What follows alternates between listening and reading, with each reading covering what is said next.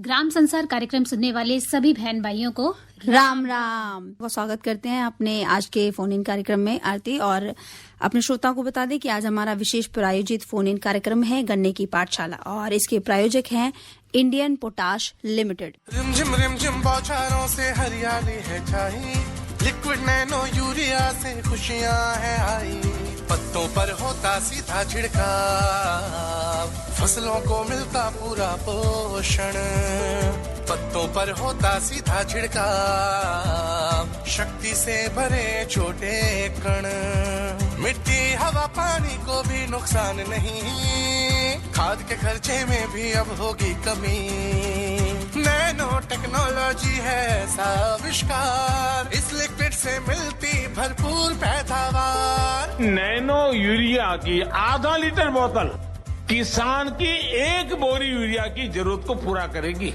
कितना खर्चा कम हो जाएगा ट्रांसपोर्टेशन का, बाकी सब चीजों का। छोटे किसानों के लिए ये कितना बड़ा संबल है। नैनो यूरिया लिक्विड आपके नजदीकी प्रधानमंत्री किसान समृद्धि केंद्रों, सहकारी समितियों एवं खाद्य विक्रेताओं के पास उपलब्ध है। तो चलिए श्रोताओं, कार्यक्रम को आगे बढ़ाते हैं और अपने श्रोताओं को बता दें कि आज का हमारा जो फोन इन कार्यक्रम है गन्ने की पाठशाला, और इसका विषय है शरदकालीन गन्ने की उन्नत किस्में और बिजाई। और आज के हमारे स्टूडियो में आमंत्रित विशेषज्ञ हैं डॉक्टर विकास कुमार मलिक। आप गन्ना विशेषज्ञ हैं, कृषि विज्ञान केंद्र बागपत। और जो हमारे दूसरे विशेषज्ञ हैं वो है डॉक्टर धर्मवीर सिंह, जो कि मुख्य प्रबंधक है IPL तितावी से। इस विषय से संबंधित शरदकालीन गन्ने की उन्नत किस्में और बिजाई, कोई भी हमारे किसान भाई बहनों को समस्या है या वो हमारे विशेषज्ञों से कोई सुझाव चाहते हैं, तो हमारे फोन नंबर है 23421082 और दूसरा हमारा नंबर है 23421083। इस पर कॉल करके अपनी समस्या का समाधान पा सकते हैं। बिल्कुल, हमारे जो भी श्रोता हमारे कार्यक्रम सुन रहे हैं, तो आपको शरदकालीन गन्ने की उन्नत किस्में और जो बिजाई से संबंधित कोई भी प्रश्न है, कोई भी सवाल है, तो आप वो सीधा जो हमारे विशेषज्ञ हैं उनसे आप प्रश्न का जो है उत्तर आप ले सकते हैं। तो चलिए कार्यक्रम की शुरुआत करते हैं और चलते हैं अपने विशेषज्ञ के पास। किसान भाइयों राम राम, और डॉक्टर मलिक जी और डॉक्टर धर्मवीर सिंह जी दोनों का कार्यक्रम में स्वागत है। धन्यवाद सर। और जैसा आज का विषय है कि शरदकालीन गन्ने की उन्नत किस्में और बिजाई, तो जब तक हमारे किसान भाइयों के फोन आते हैं तब तक आपसे ये जानते हैं कि जो शरदकालीन बिजाई होती है तो उसका सही समय क्या है। बहुत अच्छा प्रश्न है कि जो हमारी शरदकालीन गन्ने की बुआई है उसका सही समय क्या है, और जो किसान भाई हमारे यहाँ गन्ने की बुआई करते हैं उसमें कुछ त्रुटियां रह जाती है, जिस कारण से जो शरदकालीन गन्ना है उसका जो वांछित उत्पादन है वो नहीं ले पाते जी। तो इसलिए किसान भाइयों, मैं आपको यह अवगत कराना चाहूंगा कि जो हमारी शरदकालीन गन्ने की बुआई है उसमें हम सितंबर के प्रथम सप्ताह से लेके और अक्टूबर के मध्य तक यदि हम उसकी बुआई करते हैं तो हमें सर्वोत्तम उत्पादन प्राप्त होगा, और थोड़ा सा परिवर्तन जो हमारी परिस्थिति है उसके अनुसार होगा। तो इन परिस्थितियों का किस प्रकार से आकलन करें किसान भाइयों, इसका आकलन इस प्रकार से होगा कि जो हमारी सर्दी है, रात्रि का जो तापमान है जब वो डाउन जाने कम जाने लगता है तो हमारी गन्ने की जमाव और बढ़वार दोनों प्रभावित होने लगती है। इसलिए यदि हम सितंबर में गन्ना बोते हैं तो उसको जमाव करने के लिए जो अनुकूल तापमान लगभग 28-30 डिग्री तक का उसको तापमान चाहिए, वो उसको ऑप्टिमम टेम्परेचर उसको मिलता है, जिस कारण से वो सितंबर का बोआ हुआ गन्ना नवंबर तक अपना जमाव प्रक्रिया पूरी करके फुटाव के प्रक्रिया में परिवर्तित होना शुरू हो जाता है। जी डॉक्टर साहब, बिल्कुल आपने सही बताया, लेकिन एक किसान भाई का फोन है, वो क्या जानना चाहते हैं आपसे, उनका फोन लेते हैं। हेलो, राम राम। राम राम जी। धर्मपाल है जी, जिला मुजफ्फरनगर में पड़े। जी धर्मपाल जी, क्या सवाल है आपका? मेरा सवाल ये है 120 में क्या 18 जी यार एक बीज है 38 का कांदा बारीक पड़ गया, कौन सी ऐसी दवा है कि उसका कांदा मजबूत हो जाए? जी मलिक साहब, पहली तो मैं आपसे एक जानकारी लेना चाहूंगा कि ये जो आपने गन्ना 238 का बताया है जो पतला पड़ रहा है, ये नीचे से ही पतला है या ऊपर जाके गोब की तरफ जाके पतला हो जाता है? नीचे से ही पतला हो गया कांदा। अच्छा के साथ में भी पतला चाहिए। अच्छा। आपने 2 कूंड के बीच की दूरी कितनी रख रखी है? एक लाइन से दूसरे लाइन के बीच की दूरी 30 इंच की। 30 इंच की है। हाँ। अच्छा, गन्ना कब बुआई की थी? गन्ने की बुआई करी थी जी, थोड़ी देर बाद करी थी जी, गेहूं कटने के बाद। और पौधा गन्ना है, पहले आपने जमीन की सोयल भूमि की जांच भी कराई, कुछ सोयल टेस्टिंग वगैरह कुछ कराई? जांच जो कुछ नहीं करवाई साहब जी, बस पहले खाद खारी 2 किलो बीज था जी, और फिर 10 किलो का बिगा बीज आई जी, और गया फिर तो दवाई के बाद परहेज चल गया। अच्छा। मैं बेसिक जानकारी इसलिए आपसे ली है क्योंकि पूरा सिनेरियो गन्ने की मोटाई का ही सबसे महत्वपूर्ण बिंदु है। गन्ने की लंबाई करना किसान के हाथ में है, लेकिन मोटाई नहीं कर पाता है, जिसको कई कारक कई प्रभावित करने वाले बिंदु है। जिसका पहला बिंदु समय है, दूसरा बिंदु दूरी है, तीसरा बिंदु खाद की मात्रा है। सारी चीजें प्रभावित करती है। यदि हमारे खेतों में लगातार एक ही वैरायटी बार बार उगाई जाती है तो भी प्रभावित होती है। 38 ही वैरायटी लगातार हम लगाते हुए आ रहे हैं, तो कुछ समय बाद उसमें गन्ना उतना स्वस्थ पैदा नहीं होता जितना पहले सालों में हुआ है ना। एक तो आप उसमें प्रयास करो, जिस खेत में पहले से आप 38 लगा रहे हैं उसमें अब की बार पौधा पेड़ी दूसरी अन्य प्रजाति का, चाहे 118 का लो, चाहे 15-023 का लो, चाहे 14-201 का लो, चाहे 13-235 का लो, 2 साल तक आप इन प्रजातियों को लगाएंगे तो निश्चित तौर पर उसके बाद पुनः यदि 38 भी लगाते हैं तो उसका भी गन्ना मोटा होगा। दूसरा, आप थोड़ी दूरी में भी परिवर्तन करें। दूरी 30 इंच कम होती है, 24 और 36 लगभग 2.5 फीट पर। डॉक्टर साहब जी, वो हमने चोरी भी जिका भी करके क्या बंदर में बहुत दिक्कत आ है। जी, हमने नदी करके क्या 2 खूड ले छोड़ दिया जी, वो बात बड़ी बंधन में बहुत परेशानी नहीं। वो 2 कूंड होने के बाद एक छोड़ दिया, वे तो आपस में बंध ही जाते हैं आराम से। अजी नहीं बंद तो जा में बेचारे को ग्वाल की पड़ी है, उसमें वो गैर जार भेजे भाजे। अच्छा, वो अलग समस्या है। लेकिन मैं फिर भी यही कहना चाहूंगा कि आप यदि थोड़ा, क्योंकि गन्ने की मोटाई की बात हम कर रहे हैं, आपको ये दवाई बता दो जिससे कुछ गन्ना भूल गया। दवाइयों से चीजें परिवर्तन करने पे क्यों आप इतने आश्वस्त हैं कि दवाइयों से गन्ना मोटा हो जाए? यदि ऐसा संभव होता तो बहुत सारी ऐसी चीजें हैं कि हम दवाइयों से ही कर लेते हैं। फिर तो हम ट्रे में गन्ना बो के और दवाइयों से उनका मोटा करके वहीं से पैदा कर लेते, फिर इतनी दूरी की भी आवश्यकता नहीं थी। देखो, जो कोई दवाइयाँ उसके साथ काम करती हैं, मोटा करने के लिए खाद काम करते हैं और मोटा करने के लिए दूरी काम करती है। मैं एक सिनेरियो समझाता हूँ, आपको थोड़ा सा समझने का प्रयास करना। गन्ने में हर एक पत्ती एक पोरी का निर्माण करती है, हर एक पत्ती एक पोरी का निर्माण करती है, सीधा सा सिद्धांत है। और हमने किताबों में जो पढ़ा है वो पढ़ा है सोर्स सिंक रिलेशनशिप। जितनी स्वस्थ चौड़ी लंबी पत्ती होगी उतनी ही मोटी पोरी बनेगी, उतनी ही लंबी पोरी बनेगी। अब जब हमने वहां पर उस पत्ती को कम दूरी के कूंड बना दिए तो वो पत्ती ना तो लंबी हो पाई ना चौड़ी हो पाई, और ये लंबी और चौड़ी नहीं हो पाई। पत्ती जीवन चक्र जो उसको अपना 40-45 दिन में पूरा करना था वो उसने अपना जीवन चक्र 25 दिन में पूरा कर लिया, 30 दिन में पूरा कर दिया। तो 30 दिन में जब जीवन चक्र पूरा हो गया तो वो पूरा भोजन नहीं बना पाई, इसलिए वो पत्ती, वो पोरी उतनी मोटी नहीं हो पाती है। जब दूरी बढ़ाएंगे, दूरी बढ़ाने में समस्याएं हैं। मैं मानता हूं कि भाई जब आप ट्रेंच में जाएंगे तो आपको यंत्र भी बदलने पड़ेंगे, उसमें बीच में खरपतवार होंगे, निराई गुड़ाई में भी समस्याएं आएगी। लेकिन निश्चित तौर पर मैं कह सकता हूं कि गन्ने की मोटाई आपके और उत्पादन में कोई प्रतिकूल प्रभाव नहीं पड़ेगा। गन्ना मोटा होगा और निश्चित रूप से लाभ मिलेगा उसको। बाबू जी मैं आपको बात बताऊं जी, 3 नंबर में ये है जी, 3 नंबर में 18 है, 18 का कांदा और कभी दूना हिसाब रहा है जी, मोटाई नदी लंबाई नदी जी, है दूना मोटा वो चीज पर वो क्या वो जी।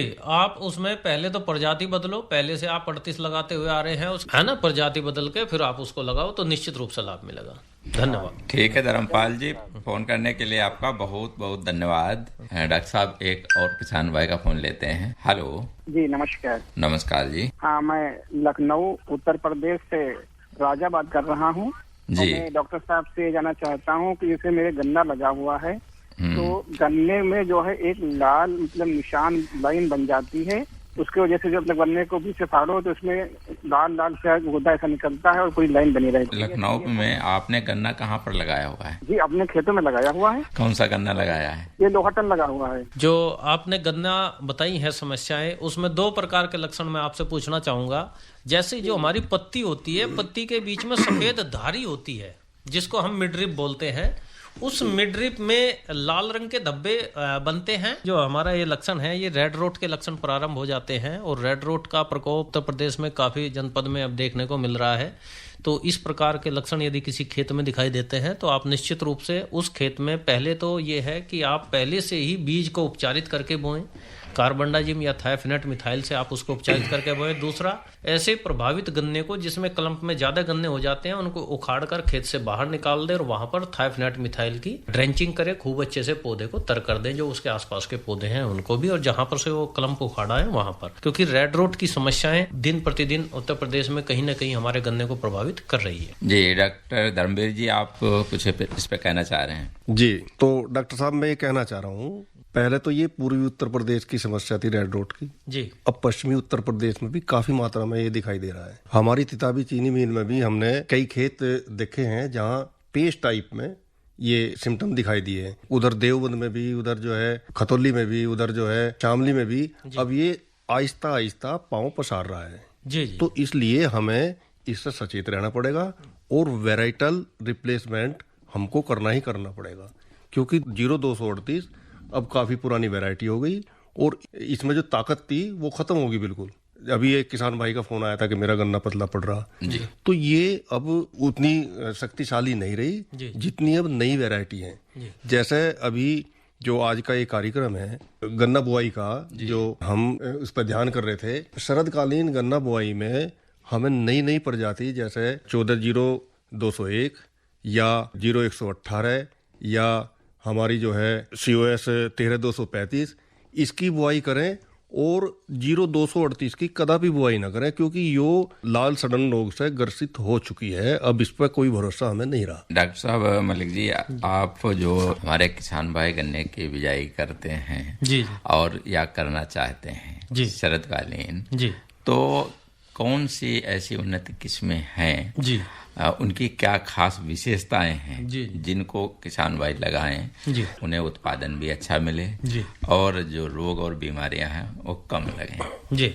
जो इस समय बुआई के लिए हमारे पश्चिम उत्तर प्रदेश की बात करूं, यहाँ पर जो अगेती ज्यादातर वही किस्म प्रीफर की जा रही है कि ये किस्में जिसमें जैसे 0238 वैरायटी कहीं न कहीं लाल सड़न रोग से प्रभावित होनी प्रारंभ हो गई है, लेकिन इस वैरायटी का क्षेत्रफल अब भी हमारे पूरे उत्तर प्रदेश में सर्वाधिक है, सबसे ज्यादा है। इसको कुछ हद तक हमें परिवर्तित करना होगा ताकि हम इस वैरायटी के स्थान पर दूसरी वैरायटियों के विकल्प भी अपने पास रखें, जिसमें सबसे पहले मैं बात करूं कि जो वैरायटियां हमारे पास अवेलेबल है, जो ऑलरेडी रिलीज्ड वैरायटियां हैं, पहले तो मैं किसान भाइयों से निवेदन करूंगा कि कोई भी ऐसी प्रजाति की बुआई ना करें जो रिलीज वैरायटी ना हो, क्योंकि भविष्य में उसमें किस प्रकार की समस्या हमारे सामने आ जाए, उस प्रकार के समस्या के समाधान के लिए हमारे पास कोई विकल्प ना हो। तो इसलिए पहले तो निवेदन यही है कि रिलीज वैरायटियों का प्रयोग करें। और सबसे पहले मैं 4-5 वैरायटियों के विकल्प आपको बताता हूं जो ऑलरेडी चली हुई है, जो हम 0238 के सापेक्ष ले भी सकते हैं, जिनका बीज हमारे किसानों के पास उपलब्ध है। को 0118 अर्ली में पकने वाली वैरायटियां, अर्ली ग्रुप की वैरायटी है। को 98-014 ये पहले से चली हुई वैरायटी है। को 82-72 ये पहले से चली हुई वैरायटियां हैं जो क्षेत्र में ऑलरेडी उपस्थित है। लेकिन जो नई वैरायटियां आई हैं जैसे को 15-023 बेहद अच्छा उत्पादन देने वाली वैरायटी है, अच्छी चीनी पड़ता है, लेकिन प्रजाति की नेचर थोड़ी सॉफ्ट है। आप उसमें उस सॉफ्टनेस के आधार पर, सॉफ्टनेस दूसरे प्रकार की कि वो आप उसको बंधाई बेहद अच्छे से करने की आपकी उसको सावधानी रखनी होगी ताकि उस प्रजाति को गिरने से हम रोक सके। ये वैरायटी अर्ली ग्रुप में बेहद अच्छा उत्पादन देने वाली है। को 1,14,201 ये वैरायटी भी अगेती ग्रुप की है, बहुत अच्छा उत्पादन देती है। इसकी प्रजाति का गुण ये है कि इसमें लोजिंग टेंडेंसी ना के बराबर है, प्रजाति गिरती नहीं है, आपका गन्ना सीधा खड़ा हुआ रहेगा, उसमें पत्तियों का एंगल भी खड़ा रहेगा ताकि आप उसमें आसानी से कोई भी कल्चरल ऑपरेशन उसमें आसानी से कर सकते हैं। पोरियों का साइज तुलनात्मक यदि हम तुलना करें 38 से या अन्य प्रजातियों से, तो पोरिया का साइज थोड़ा छोटा है। इसलिए ऐसी परिस्थितियों के लिए जहां पर लोजिंग गिरने की संभावना ज्यादा रहती है, उन स्थानों पर को लक्ष्य 14201 का इस्तेमाल करें। इसके अलावा बहुत अच्छा उत्पादन देने की श्रेणी में आपकी को 7 13235 वैरायटी है। ये भी अर्ली ग्रुप की वैरायटी है और समय बहुत अच्छा उत्पादन देती है और लग्जूरियस क्रॉप नजर आती है। जैसे आपको 0238 वैरायटी है, उसी प्रकार के लक्षण आपको इसमें दिखाई देंगे। जी डॉक्टर साहब, बिल्कुल हमारे किसान भाई सुन रहे हैं शरदकालीन गन्ने की उन्नत किस्में और बिजाई। और देखो डॉक्टर साहब, हमारे जो किसान भाई हैं कार्यक्रम को ज्यादातर सुनते हैं। हमारे कार्यक्रम में रागनी है, लोकगीत हैं, ये भी प्रसारित किए जाते हैं और उनको भी किसान भाई पसंद करते हैं। क्यों न एक रागनी सुन ली जाए? जी बिल्कुल, बढ़िया। जगह देख के बाग लगाया, छोटी छोटी क्यारी, तरह तरह के फूल बाग में, खुशबू न्यारी न्यारी, खुशबू न्यारी न्यारी। जगह देख के बाग लगाया, छोटी छोटी क्यारी, तरह तरह के फूल बाग में, खुशबू न्यारी न्यारी, खुशबू न्यारी न्यारी।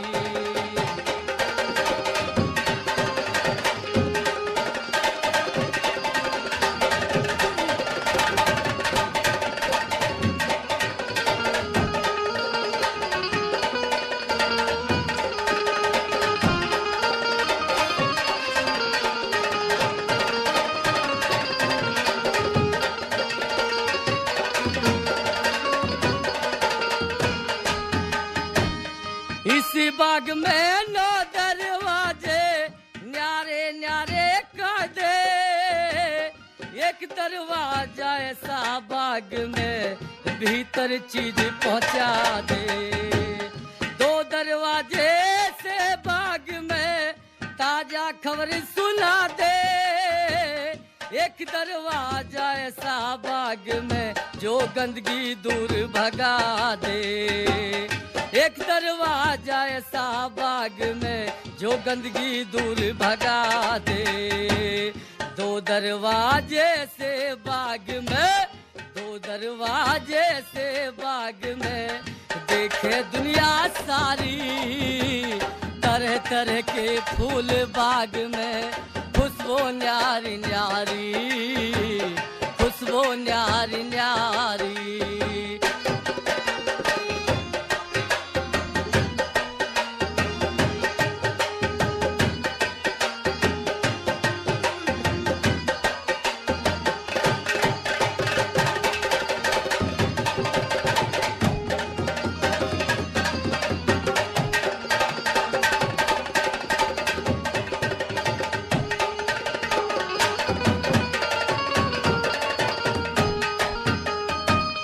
इसी बाग में भीतर देखी सारी चीज खान ले, एक पानी का चले पुआरा, पीवन और नहाने ले।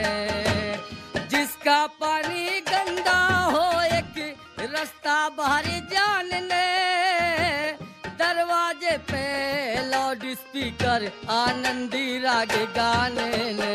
ओ दरवाजे पे लाउड स्पीकर आनंदी राग गाने ले। छुट्टी के दिन पूरे हो लिए, छुट्टी के दिन पूरे हो लिए, आया ना दरबारी, तरह तरह के फूल बाग में, खुशबू न्यारी न्यारी, खुशबू न्यारी न्यारी।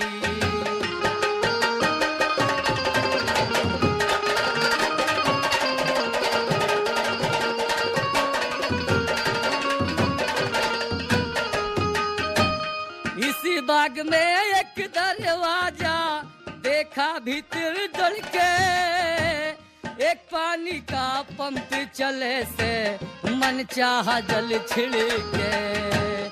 इसी बाग में मनुष्य राख लिया पाका मारी करके, पत्ता तक ना टूटन दे, तुरंत देख ले मुड़ के। पत्ता तक ना टूटन दे, तुरंत देख ले मुड़ के, ना देखे तो किसते कह दे, ना देखे तो किसते कह दे, उसकी जुम्मेवारी। तरह तरह के फूल बाग में खुशबू न्यारी न्यारी, खुशबू न्यारी न्यारी।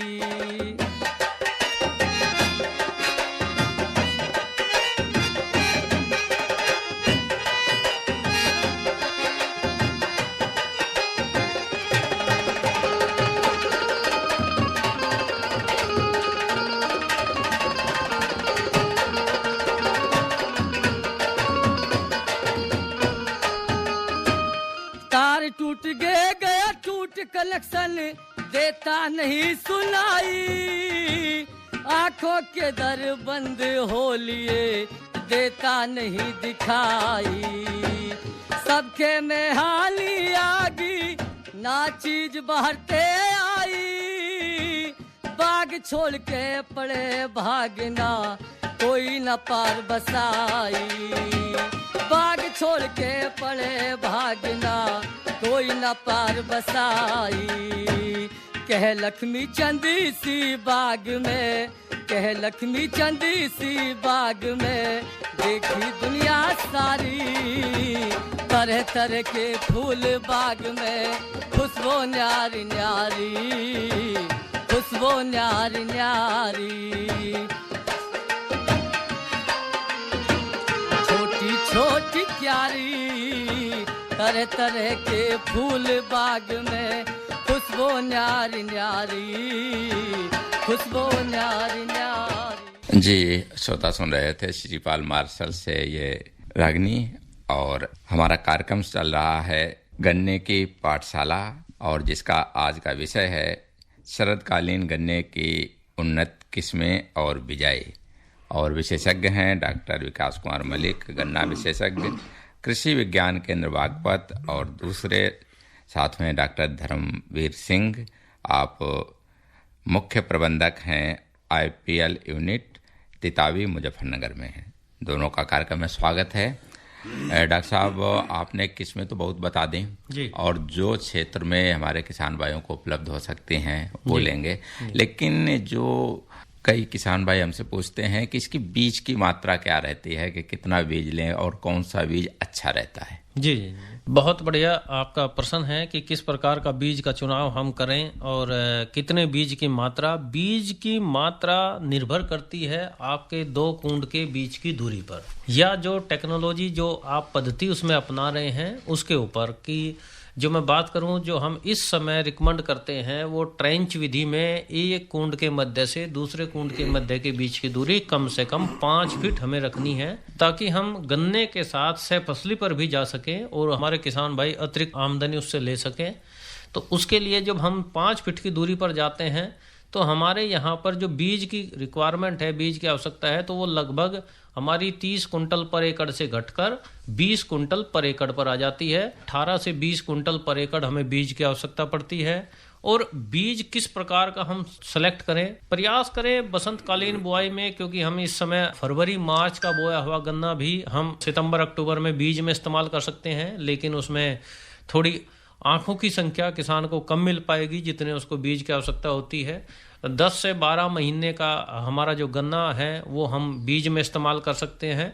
तो इस प्रकार हम बीज में इस्तेमाल करें। यदि हमें किन्हीं परिस्थिति से हमारे पास पौधा गन्ना उपलब्ध नहीं है, हम पेड़ी गन्ने का भी इस्तेमाल करते हैं। पहले तो वस्तुतः प्रयास करें पौधे गन्ने का, लेकिन यदि ऐसी परिस्थिति है कि हम उसमें पौधे गन्ने की बीज की उपलब्धता नहीं हो पा रही है, तो ऐसी दशा के लिए आप उसमें ऊपर का 1/3 हिस्सा बीज में इस्तेमाल करें, नीचे का 2/3 हिस्सा आप उसको अपने अन्य कार्य के लिए इस्तेमाल करें। जी डॉक्टर साहब, बिल्कुल बीज के लिए गन्ने का जो ऊपरी हिस्सा है सबसे ज्यादा उपयुक्त होता है, क्योंकि उससे अच्छा जमाव मिलता है। खेतों में जब पॉलीहेलाइट डाली जाएगी, आवश्यक तत्वों की कमी दूर हो जाएगी, मिट्टी की उर्वरता इससे बढ़ती जाएगी।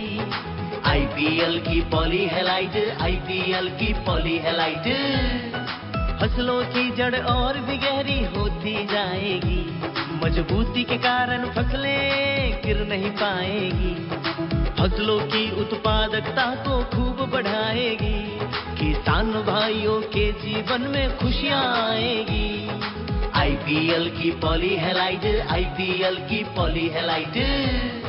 मिट्टी की उर्वरता एवं फसल उत्पादन में अद्भुत वृद्धि के लिए प्रसिद्ध बहुपोषक प्राकृतिक उर्वरक आईपीएल की पॉली हैलाइट, समझदार किसानों की पहली पसंद। आईपीएल की पॉली हैलाइट। तो हमारे किसान भाई बहनों का स्वागत है हमारे फोन इन कार्यक्रम में। आज हमारा विशेष प्रायोजित फोन इन कार्यक्रम है गन्ने की पाठशाला, और हमारे जो प्रायोजक है वो है इंडियन पोटाश लिमिटेड। रिमझिम बौछारों से हरियाली है छाई, लिक्विड नैनो यूरिया से खुशियाँ है आई, पत्तों पर होता सीधा छिड़काव, फसलों को मिलता पूरा पोषण, पत्तों पर होता सीधा छिड़काव, शक्ति से भरे छोटे कण, मिट्टी हवा पानी को भी नुकसान नहीं, खाद के खर्चे में भी अब होगी कमी, नैनो टेक्नोलॉजी है आविष्कार, इस लिक्विड से मिलती भरपूर पैदावार। नैनो यूरिया की आधा लीटर बोतल किसान की एक बोरी यूरिया की जरूरत को पूरा करेगी। कितना खर्चा कम हो जाएगा ट्रांसपोर्टेशन का, बाकी सब चीजों का। छोटे किसानों के लिए ये कितना बड़ा संबल है। नैनो यूरिया लिक्विड आपके नजदीकी प्रधानमंत्री किसान समृद्धि केंद्रों, सहकारी समितियों एवं खाद्य विक्रेताओं के पास उपलब्ध है। हम अपने श्रोताओं को बता दें जो अभी हमारे कार्यक्रम से जुड़े हैं कि हमारा फोन इन कार्यक्रम चल रहा है गन्ने की पाठशाला, और इसका विषय है शरदकालीन गन्ने की उन्नत किस्में और बिजाई। और जो हमारे विशेषज्ञ हैं डॉक्टर विकास कुमार मलिक, जो कि गन्ना विशेषज्ञ हैं कृषि विज्ञान केंद्र बागपत से, और जो हमारे दूसरे विशेषज्ञ हैं डॉक्टर धर्मवीर सिंह, जो कि मुख्य प्रबंधक है आईपीएल तितावी से, और कार्यक्रम का संचालन कर रहे हैं शिवनंदन लाल।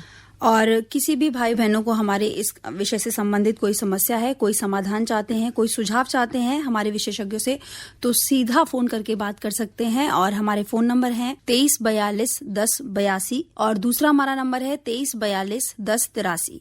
दिल्ली से बाहर के जो हमारे श्रोता हैं 011 दिल्ली का एसटीडी कोड लगाना ना भूलें। चलिए चलते हैं और कार्यक्रम की शुरुआत करते हैं। चलते हैं हमारे विशेषज्ञ के पास। डॉक्टर विकास कुमार मलिक जी और डॉक्टर धर्मवीर सिंह जी दोनों का कार्यक्रम में फिर से स्वागत है। और डॉक्टर साहब, हम बात कर रहे थे गन्ने की बीज के बारे में जी। तो बीज जैसे बताया कि किसान भाई ले सकते हैं 1 साल पुराना भी, और जो उसका अच्छा बीज रहता है, लेकिन हमारे बहुत से किसान भाई ऐसे हैं कि एक दूसरे से भी बीज ले लेते हैं जी, और कुछ चीनी मिल भी बीज उपलब्ध कराते हैं जी। तो वो किस तरीके से किसान भाई लें या उन्हें कैसे उपलब्ध होता है? बहुत अच्छा प्रश्न आपने किया है कि जो हमारे किसान भाई प्रगतिशील कृषक है वो कुछ गन्ना विभाग के माध्यम से नर्सरी बीज का उत्पादन करते हैं। गन्ने में भी जो हमारी अन्य फसलें हैं उसी प्रकार से बीज उत्पादन किया जाता है। न्यूक्लियस सीड आता है, ब्रीडर सीड आता है, फाउंडेशन सीड आता है। तो ऐसे ही गन्ने में हमारा न्यूक्लियस सीड होता है, ब्रीडर सीड होता है, उससे फिर हमारी नर्सरियाँ डेवलप होती हैं। और जो ये नर्सरियाँ हम बनाते हैं जो सर्टिफिकेशन के लेवल पे आती है, तो उसके माध्यम से हमारे जो गन्ना विभाग है उसके सुपरविजन में वो नर्सरियाँ वहाँ पे डेवलप की जाती है। और ये नर्सरियाँ मील के फार्म पे भी होती हैं, और हमारे जो प्रगतिशील कृषक हैं उनके यहाँ पर भी वो गन्ना विभाग के माध्यम से नर्सरियाँ वो नई प्रजातियों के बीज वहाँ पर उपलब्ध कराए जाते हैं। यानी गन्ना विशेषज्ञ की देख-रेख में, गन्ना विशेषज्ञ की देख-रेख में वो बीज उत्पादन किया जाता है जी। डॉक्टर साहब, एक किसान भाई का फोन लेते हैं। हेलो, नमस्कार जी। नमस्कार। हाँ, क्या नाम है आपका? धर्मपाल है जी। जी धर्मपाल जी, क्या सवाल पूछना चाह रहे हैं? डॉक्टर साहब से करवा दो 2 बार। है, डॉक्टर साहब से बात हो रही है, आप अपना सवाल पूछो। जी जी जी। ये 3 घंटे को झाड़ू मोड़ पर चले जाएगा जी, और वो समय दुकान में मिल जाएगा। अच्छा अच्छा। 30 बीघे का था, उसका 30 बीघे में 3 बोगी जाती है। अच्छा, आपकी बात से मैं सहमत हूँ कि वो उस तकनीकी को अच्छे तरीके से नहीं अपना पाए, लेकिन मेरा विश्वास ये भी है कि मैं इस तकनीकी को करके भी देखा है। मैं आपको एक छोटा सा संज्ञान और बताना चाहूँगा। आपने बड़ा अच्छा एक वक्तव्य मेरे सामने रखा है कि भाई उन्होंने किया है तो उनके 30 क्विंटल या 3 बुग्गी गन्ने हुए हैं। परिस्थितियों के अनुसार यदि चीजों में परिवर्तन नहीं करेंगे तो उत्पादन उस स्तर पर नहीं पहुंचेगा। और मैं इसका एक प्रत्यक्ष उदाहरण आपको ये देना चाहूंगा कि मैं यहाँ जो फिलहाल वर्तमान में बागपत में कार्यरत हूँ, इससे पहले मैं शामली में 5 साल कार्यरत रहा हूँ। और वहां पर 5 साल का सिनेरियो ये था कि मैंने अपने खुद केंद्र पर भी गन्ना लगाया था और 5 फीट की दूरी पर ही मैंने गन्ना लगाया था। और वो 5 फीट की दूरी में 6 प्रजातियां मैंने किसानों के लिए लगाई थी। और ऐसा मैं एक उदाहरण नहीं, ऐसे हमारे पास शामली जनपद के ही नहीं, मुजफ्फरनगर जनपद के, बिजनौर जनपद के, शामली के, सहारनपुर के, आपके बागपत के, हर जगह के किसान हैं। एक फेल होने का उदाहरण तो सबके लिए है, लेकिन जो 10 पास हो जाते हैं उनका उदाहरण कोई नहीं देता। उनको सब शांत लेके बैठ जाते हैं, क्या लगे जी हो गया होगा। मैं इसलिए आश्वस्त हूं, ये विधि निश्चित तौर पर समय अनुसार, आज तक हमने रेजर जो खरीदे थे एक बार वही हम इस्तेमाल कर रहे हैं, चाहे शरदकालीन गन्ना बुआई करना हो, चाहे बसंतकालीन बुआई करना हो, चाहे गेहूं काटने के बाद बुआई करना हो। लेकिन मेरा जो अनुभव है वो ये कहता है समय अनुसार दूरी परिवर्तन अवश्य करें। यदि आप सितंबर में गन्ना बो रहे हैं तो दूरी अलग होगी, फरवरी मार्च में बो रहे हैं दूरी अलग होगी, गेहूं काटने के बाद है दूरी अलग होगी। यदि एक ही दूरी पर करेंगे तो गन्ने की मोटाई नहीं बढ़ पाएगी, गन्ना पतला रहेगा। जी धर्मपाल जी, फोन करने के लिए आपका बहुत बहुत धन्यवाद। एक और किसान भाई का फोन लेते हैं जी। हेलो। नमस्कार जी। हाँ नमस्कार जी। तेवतिया गाँव से बोल रहा जी। तेवतिया जी, क्या सवाल है आपका? सवाल ये है, पहले तो आकाशवाणी परिवार को बहुत बधाई है, क्योंकि वो समय समय पर किसानों के लिए, विशेष रूप से ग्रामीण क्षेत्र में आज भी रेडियो का चलन है, इस तरह के प्रोग्राम प्रस्तुत करती है जी। सवाल ये है कि गन्ने की लंबाई लगभग 5-6 फीट की हो गई है, लेकिन ऊपर से मूंड सूख रहा है, उसका जो ऊपर को गोब निकल रही है वो सूखती चली जा, जिसे गाँव में तो ये कहेंगे इसमें कैंसर रोग लग गया जी। अब इसमें जो दवाई ऊपर से छिड़कनी है जी, इसके बारे में जो नोजिल है जी मशीन का, वो ऊपर कोई मारे है जी, तो वो ऊपर से आके बहुत कम दवाई गन्ने की ऊपर मूंड पे पड़ती है, तो वो कम असर करे जी। ये तो एकदम बढ़ता चलेगा। डॉक्टर साहब तो इसके बारे में बताइए। जी जी जी। और जो पेड़ी है जी, पेड़ी की तीसरी बंधाई जी, उसमें और क्या करना है जो खूब से खूब में उसमें खाद लग सके, 2 तरह से। जी जी, पहले प्रश्न पे आते हैं कि जो आपने अभी बताया है कि गोब ऊपर से खराब हो गई है, सूख रही है। मैं कुछ लक्षण पूछना चाहूंगा। जैसे जो गोब खराब होने के 3 कारण हैं। गोब खराब पोका बोइंग के कारण भी होती है, गोब खराब टॉप बोरर कीड़े लगने के कारण भी होती है, गोब खराब टॉप रोट के कारण भी होती है। अब छोटे से लक्षण में ये जानना चाहूंगा, जो वो गोब खराब हो रही है, पत्तियां सूख रही है, पीली पड़ रही है, क्या जो वो गोब है उसकी तीसरी चौथी पत्ती पीली होकर और जो वो पत्ती के मध्य सिरा पर रुद्राक्ष जैसे लाल रंग के धब्बे बन जाते हैं, इस प्रकार के लक्षण हैं उन पत्तियों पर? जो पत्ती नीचे से निकल रही है जी, वो पीले कलर की पड़ी जी, उसमें फफूंद टाइप आया जी, वहीं से फिर सूखना शुरू होगा, वहीं से सूखना शुरू होगा। हाँ, ये आप बिल्कुल सूख जा रही, वो ऊपर बिल्कुल नीचे तक जी।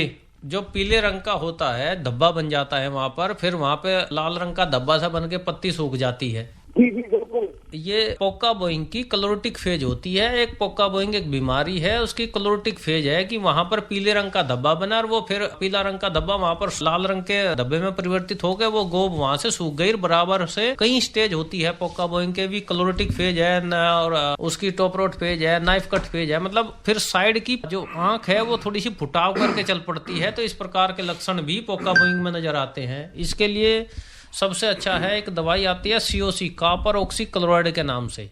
उसकी 2 ग्राम मात्रा प्रति लीटर पानी की दर से घोल बना के पौधे को अच्छे से तर करें। और दूसरा जो अभी आप बात कर रहे हैं पेडी के संदर्भ में कि आपकी पेडी बंध चुकी है, 2 बार बंधाई हो चुकी है, उसमें हम किस प्रकार का खाद और डालें कि और ज्यादा अच्छी हो। मैं समझता हूं पेडी को जो खाद अभी तक मिलने थे, जो उसमें डाले जाने थे, उन सब का समय पूरा हो चुका है।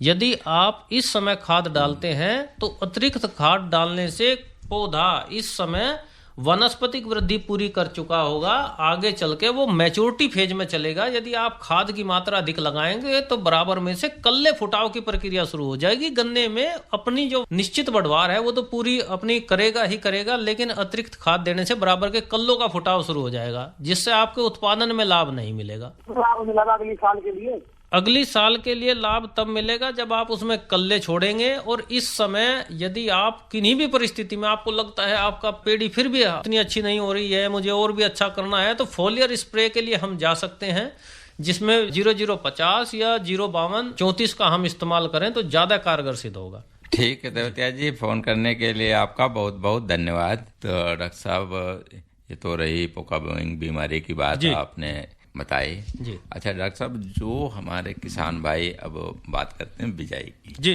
जो बिजाई करना चाहते हैं जी, तो एक तो बिजाई का तरीका जी, और दूसरा ये है कि बिजाई करने से पूर्व बीज उपचार और मृदा उपचार जरूरी है, वो किस तरीके से कर सकते हैं? बहुत बढ़िया प्रश्न है दोनों, क्योंकि समय का अभाव है, अभी हमारे पास समय थोड़ा कम है। डॉक्टर साहब, एक किसान भाई भी लाइन पर हैं। हेलो, पेट पर बोते हैं सर, उनकी पेड़ी तो बिल्कुल नहीं होती, मैंने दोबारा बोते देखे हैं सर। बिल्कुल सही बात है, मैं आपकी बात मानने के लिए तैयार हूँ। पेड़ी के लिए अतिरिक्त मैनेजमेंट की जरूरत पड़ेगी, निश्चित तौर पर पेड़ी होगी। और पेड़ी में आप उसको एक तरफ से यदि कटाव, जब भी पौधा हम एक तरफ से काटते हैं और यदि तापमान उसे प्रभावित कर रहा है तो निश्चित तौर पर हमें उसके साथ कुछ एडिशनल देना पड़ेगा, जिस कारण से वहां पर फंगस डेवलप ना हो। और ऐसे कॉम्बिनेशन को हमें लेकर आना पड़ेगा ताकि हमारे फुटाव की प्रक्रिया कम तापमान पर अधिक शुगर पर प्रभावित ना हो, तो फुटाव निश्चित तौर पर बहुत अच्छा होगा। और मैं इसलिए कह रहा हूँ कि ऐसा नहीं, आप मेरे पास कृषि विज्ञान केंद्र बागपत पर भी आकर संपर्क कर सकते हैं, आप वहां पर विस्तार से चर्चा कर सकते हैं, कोई आपत्ति नहीं है। जिस दिन आप मेरे पास आए, फोन कॉल करके मेरे पास आए। हमारे यहाँ एक कर जो है 6.5 बीघे का होता है। जी जी जी। तो हमारे यहाँ बीज होती भी है जी, 80-90 कुंटल हो जाती है जी, 38 बीज की। जी जी जी। हाँ, तो अब हम 2.5 पे बोते हैं, हमका ट्रैक्टर जो 2.5 के ही है जी, 2.5 फुट के, 2.5 फीट पे चलते हैं। जी जी जी, वो साधारण विधि वाले हैं जो 2.5 फीट पे चलते हैं। हमें चीजों में थोड़ा सा परिवर्तन, समय की आवश्यकता है। मैं इसलिए कह रहा हूँ, जो 38 वैरायटी जब आई थी, खुद हमने ही पहले 767 वैरायटी थी, गन्ना पतला था, दूरी कितनी कर लो आप, चाहे 4 फीट पे चले जाओ, 5 पे चले जाओ, हमने कभी सजेस्ट पहले नहीं किया किसी भी वैज्ञानिक ने कि आप अधिक दूरी पर जाओ। लेकिन जब से 38 वैरायटी आई थी तब से दूरी बढ़ाने पर हम बात कर रहे हैं। और दूरी भी एक निश्चित है, ऐसा भी नहीं है कि मैं 5 फीट से ऊपर बढ़ूं, 6, 7, 8 फीट पे जाने पे भी ऐसे यदि दूरी बढ़ने से उत्पादन बढ़ता तो 8 फीट पे जाके और ज्यादा उत्पादन हो जाना चाहिए था। वो किसान पक्ष से नहीं है बेचारे हैं, लेकिन उसका एक लिमिट है, समय अनुसार दूरी परिवर्तन। शरदकालीन जब गन्ना बुआई करते हैं तो इसमें 5 फीट इसलिए क्योंकि उसके साथ में सहफसली सरसों की लेनी है या अन्य आलू की सहफसली लेनी है हमको। हमारे यहाँ घास ज्यादा होती है, उसी के लिए सरसों की सहफसली सर्वोत्तम है। आपके उसके साथ सरसों, गन्ना काटने के बाद सरसों नहीं लगानी है, गन्ने के साथ सरसों लगानी है। गन्ने की बुआई के बाद उसमें कुछ समय उपरांत सरसों की उसमें बुआई कर देनी है, उससे घास नहीं होगी, आपकी सरसों भी मिलेगी और गन्ना भी मिलेगा। अच्छा, जी जी, जल्दी पूछो आप। रेड रोड लग गया जिस खेत में, जी, 14 में, जी, गन्ना लाल हो गया, जी, वो क्या उसमें पेड़ी रख सकते हैं? बिल्कुल नहीं रखनी है। जिसमें पौधे में ही गन्ना लाल हो गया, रेड रोट हो गया है, निश्चित तौर पर आप उसमें पेड़ी नहीं रखेंगे। और प्रयास ये भी करें कि उस साल गन्ना भी ना बोए, एक साल उसको अन्य फसलों के अंदर लेके जाएं, गेहूं धान के फसल चक्र में लेके जाएं, उसके बाद दोबारा से गन्ना उसमें लगा सकते हैं। ठीक है, धन्यवाद। पूछ रहे कोई दवा है इसके लिए? दवा जो इस खेत में अधिक आ गया है उस खेत में, उस पर बता रहा हूँ, बोने से पहले आप हर खेत में प्रयास करें। आज का समय की आवश्यकता है, अभी हम उस पर भी चर्चा करने वाले हैं कि भूमि शोधन जो बात की गई है वो ट्राइकोडर्मा से भूमि शोधन की बात की गई है, वो केवल रेड रोट को रोकने के लिए ही भूमि शोधन की बात है कि यदि हम उसमें गोबर की खाद में मिलाकर रेड रोट को नियंत्रित करने के लिए ट्राइकोडर्मा का इस्तेमाल करते हैं तो निश्चित तौर पर उसका लाभकारी परिणाम आपको मिलेंगे। तो खाली बुरक दिया हमने जी, खाली बुरकने से उतना अच्छा लाभ इसलिए नहीं मिल पाएगा क्योंकि वो जमीन में मिलने के लिए भी उस आवश्यकता होती है। या तो आपका लिक्विड फॉर्म में है या स्प्रे कर सकते हैं तो ज्यादा कारगर होगा। उसके साथ उसका यदि भोजन आप देते हैं, गोबर की खाद के साथ में मिला के देते हैं, गोबर की सड़ी हुई खाद है उसके साथ ट्राइकोडर्मा है, तो निश्चित तौर पर उसका अधिक लाभ उसमें मिलेगा। ठीक है, फोन करने के लिए आपका बहुत बहुत धन्यवाद। तो डॉक्टर साहब, अभी आपने जिस तरीके मृदा उपचार की बात की जी, तो बीज उपचार की भी बात आप बता दीजिए। जी जी जी, किसान भाइयों, अब की बार गन्ने की बुआई करें क्योंकि हमारे क्षेत्र में पश्चिम उत्तर प्रदेश, हरियाणा या पूर्वी उत्तर प्रदेश सभी में रेड रूट की समस्या आ रही है। इसलिए निवेदन है कि बीज उपचार थाइफिनेट मिथाइल नाम के फंजीसाइड से 2 ग्राम प्रति लीटर पानी की दर से घोल बनाकर बीज उपचार करके ही गन्ने की बुआई करें ताकि हम अपने खेतों में रोग को बढ़ने से रोक सकें। जी डॉक्टर धर्मवीर जी, आपसे जानना चाहूँगा कि जो किसान भाई गन्ना लेना चाहते हैं, क्या आपके मिल की तरफ से भी बीज उपलब्ध कराया जाता है? जी, मैं सभी किसान भाइयों को बताना चाहता हूँ कि हमारा जो गन्ना विकास विभाग है वो भी सीड प्रदान करता है, बाहर से मंगा के किसानों को सब्सिडी पे देता है। और जो हमारा गन्ना विभाग प्रदेश स्तर पर काम कर रहा है, जैसे मुजफ्फरनगर में गन्ना संस्थान है, वहाँ भी अलॉटमेंट किसानों के लिए गन्ने का किया है। जी बिल्कुल, किसान भाई चीनी मिल से भी संपर्क कर सकते हैं। अगर कोई समस्या है तो कृषि विज्ञान केंद्र के वैज्ञानिकों से भी संपर्क कर सकते हैं। डॉक्टर विकास कुमार मलिक जी और डॉक्टर धर्मवीर सिंह जी, आप हमारे कार्यक्रम में आए, बहुत अच्छी जानकारी दी, आपका बहुत बहुत धन्यवाद। हमारे आज के कार्यक्रम के प्रायोजक थे इंडियन पोटाश लिमिटेड। किसान भाइयों सुन लो मेरी बात, किसान मित्र से ना है बढ़िया खाद, IPL की किसान मित्र जैविक खाद, मुख्य सूक्ष्म तत्वों से मिट्टी को जीवंत बनाए, ठोस हो या तरल रूप में इस खाद से फसलें लहराए। फसलें तुम भरपूर उगाओ, खूब कमाओ, मौज मनाओ। किसान भाइयों सुन लो मेरी बात, किसान मित्र से ना है बढ़िया खाद, IPL की किसान मित्र जैविक खाद।